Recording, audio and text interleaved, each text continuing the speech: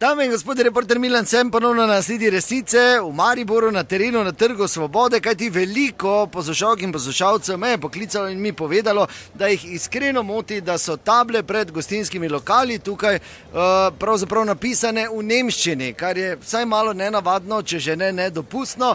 Ta trenutek tukaj ob meni tudi dva starejša Mariborčana oziroma Mariborčanka in Mariborčan, ki sem ju ujel tukaj in prosil za minutko časa, in sicer pozdravljam gospod Vojko Ferk. Urška, partizansko, tak me poznajo. Bolnica Franja, Kozara, Sutjeska, Neretva.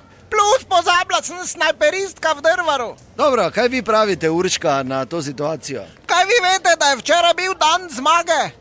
Dan zmage, danes pa pridem sem pa to vidim, na kosanje mi gre. Čujte, oni so tu, oni so nazaj. Po kanalizaciji so prišli, pa tu Vinagova klet, to treba vse zasipati dol. Pa smrt fašizmu. Hoj, Kozaro, hoj, Kozaro. Dobro, hvala lepa, Urška. In gospod Jože Majer, pozdravljeni. Sep mi rečete. Dobro, gospod Sep, kaj pa vi pravite? Ja, jaz pravim entli. Čujte, kaj zdaj fali, če piše ice cafe.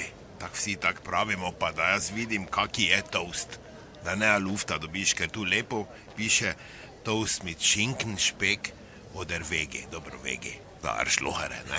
Ampak hočem reči, gekochter Wurst, vse veš, kaj dobiš, vse že bil cajt, pa da prideš sem, pa lahko veš, da lahko haus jogurt poješ.